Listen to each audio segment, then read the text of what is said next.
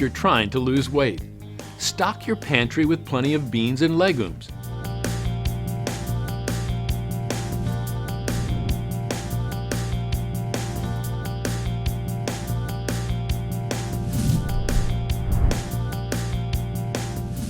There's lots to love about legumes. They're high in fiber, good source of protein, and cheap.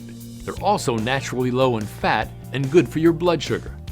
And they may even help you lose weight.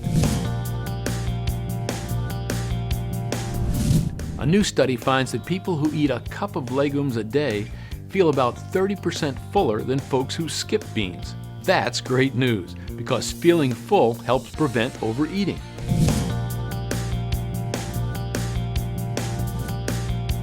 There are a lot of ways to add more legumes to your meals.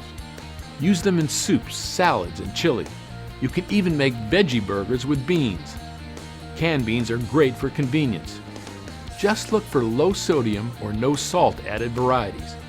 And keep dried lentils on hand too. They don't require any pre-soaking and they cook up in just 20 minutes.